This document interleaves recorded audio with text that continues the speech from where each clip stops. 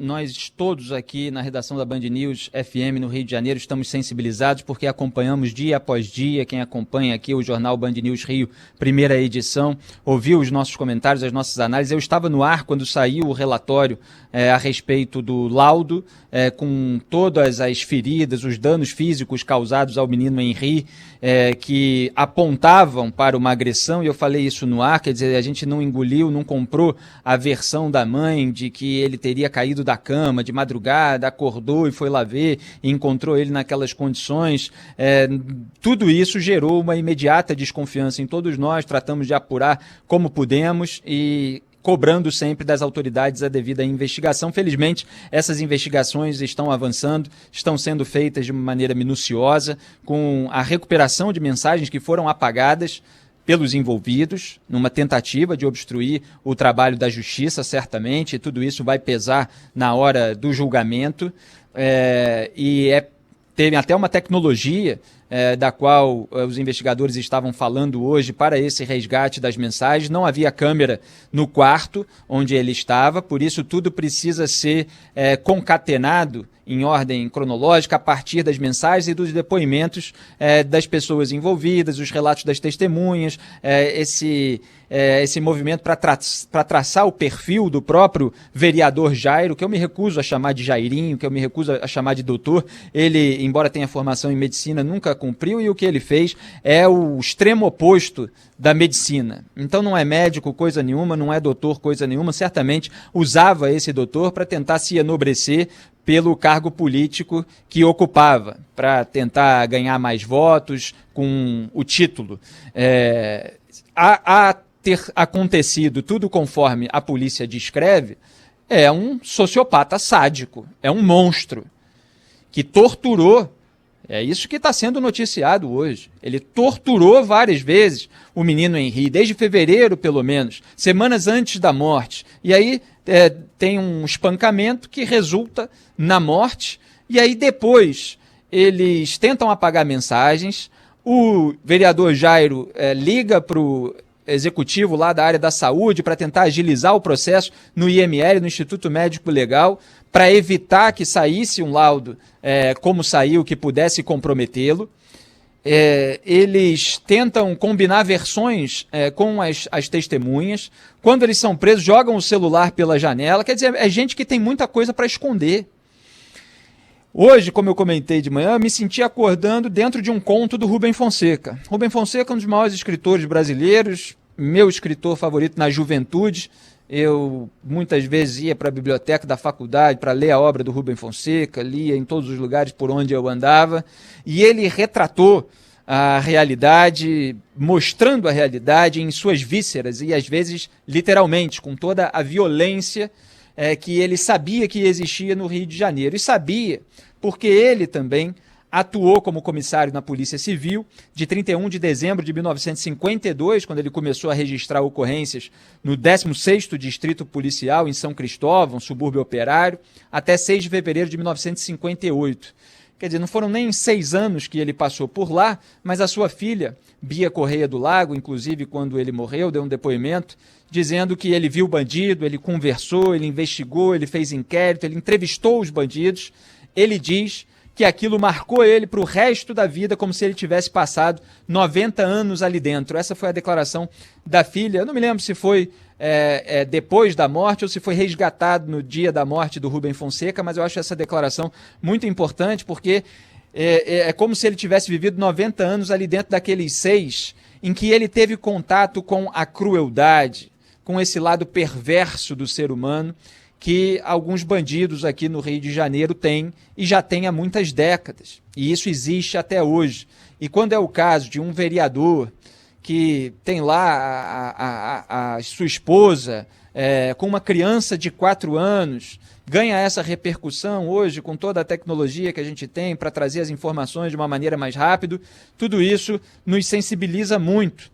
Então, ler Rubem Fonseca na minha juventude, eu acho que me deixou menos impressionado em relação à maldade humana. Eu sei que ela existe e eu a reconheço em muita gente que tem uma atuação pública, e eu tenho nojo dela, tenho asco dela. Não me surpreende, não me impressiona, mas a gente fica revoltado, a gente fica indignado.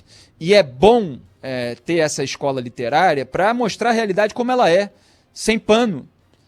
E isso é preciso ser feito também na área do desvio de dinheiro público, não é só na área da violência física. Isso precisa ser feito também na área da saúde pública, durante uma crise sanitária. O que acontece na crise sanitária e que gera essa insensibilidade que a gente está vendo por parte de tantas autoridades e até de cidadãos, é que as consequências de certos atos irresponsáveis, elas ficam relativamente afastadas das causas. A sabotagem de uma vacinação, ela atrasa o processo de imunização, as pessoas se expõem à morte em determinado local, mas aí elas vão ser hospitalizadas em outro, as pessoas não sabem qual foi exatamente o lugar em que houve a grande contaminação. Então, como as causas são um pouco distantes das consequências, isso dá margem a muitas narrativas, a muita alegação, a muita desinformação por parte dos grupos interessados. Agora, um caso de violência direta, onde o sujeito vai lá, espanca uma criança e a criança morre, não tem espaço entre a causa e a consequência. E isso gera uma indignação maior por parte da sociedade e tem de gerar mesmo. Só que a gente também não pode fechar o olho para o resto, porque muitas vezes o resto gera um ambiente de impunidade em que um sociopata sádico como esse se sente à vontade para cometer atrocidades ainda maiores. É contra esse ambiente de impunidade, que dá essa sensação de onipotência a bandidos, a criminosos, que eu luto aqui diariamente. Não estou sozinho, evidentemente, há muitos jornalistas independentes fazendo isso também. Então esse Jairo, ele tem de passar décadas na cadeia, e nessa hora a gente lamenta esse limite de 30 anos de reclusão em regime fechado na legislação brasileira. Talvez fosse o caso de prisão perpétua. É um agressor serial, é um torturador serial, de acordo com as informações, e a gente tem os relatos das outras famílias, namoradas que ele teve, que tinham filho. Teve relato de uma amiga de uma família dessa, mostrando como a criança mudou de comportamento, ficou mais triste depois da proximidade com o vereador Jairo. Então tudo isso precisa ser investigado até o fim, em todos os detalhes. E essa mãe, pelo amor de Deus, essa mãe que vai para o salão de beleza depois da morte do filho, a última preocupação que uma mãe de luto tem é com a sua aparência. Ela está sofrendo, deveria estar sofrendo se fosse uma pessoa com compaixão. Por que ela estava num salão de beleza? Por que ela está apagando mensagem? Por que ela não fez nada diante dos relatos da babá que agora aparecem nessas mensagens? Eu li a troca de mensagens, é estarrecedor. Ela está falando lá que o vereador Jairo deu chute, deu banda, né? Aqui no Rio de Janeiro, uma rasteira, a gente às vezes chama de banda, quase derrubei aqui, tão indignado que eu estou, o álcool gel que tem aqui na minha bancada, e como ela pôde se omitir tanto. E agora ela é presa, e a hipótese que a gente apontou aqui no programa local de cumplicidade vai ficando cada vez mais evidente. Cumplicidade pelo quê?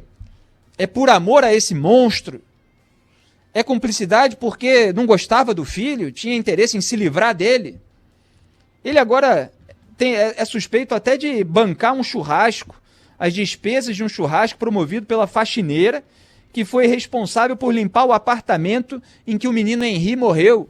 Isso também tem de ser investigado. O que é isso? Bota uma faxineira lá para limpar a cena do crime, depois paga um churrasco para ela, em troca do serviço que ela fez? Foi isso que aconteceu? Estou perguntando para as autoridades, para elas irem até o fim e mostrarem a dimensão da monstruosidade desse sujeito. E esse sujeito ocupa, pelo menos até o momento da sua prisão, um cargo público, e toda a legislação, a gente sabe, das casas legislativas de um modo geral no Brasil, elas são muito lenientes com bandido. Então tem todo um prazo e tal, o sujeito pode ser preso e continuar com o mandato. O Solidariedade, partido dele, já anunciou que decidiu afastá-lo, é o mínimo, né? Agora, o sujeito desse não pode ficar recebendo remuneração, isso também já está sendo decidido, mas não pode ficar com mandato. Então tudo isso precisa ser agilizado para que a gente não tenha um outro caso de Flor de Lis, deputada federal acusada de ser mandante de um assassinato, e que está lá, tudo sendo enrolado durante meses e meses. Precisou o Daniel Silveira, deputado federal bolsonarista, ser preso por uma ordem do ministro do STF, Alexandre de Moraes, para eles agilizarem o caso no Conselho de Ética sobre a acusada de ser mandante de assassinato, porque precisava analisar o outro caso do Daniel Silveira. Nessas horas a gente vê como políticos que têm telhado de vidro em razão de desvio de dinheiro público ficam preocupados de serem duros em relação a criminosos de violência física ou armada, porque eles pensam, e amanhã, se for comigo? E vão tirar o meu mandato também? Vão tirar o meu foro privilegiado? Então vejam que nível de deterioração moral se chega na política brasileira, quando além dos ladrões que roubam em gabinete, que roubam em estatais, se tem a mandante de assassinato e se tem um espancador de criança. É um caso assim de revirar o estômago, é nojento e a gente vai cobrar até o fim que todas essas pessoas sejam devidamente punidas.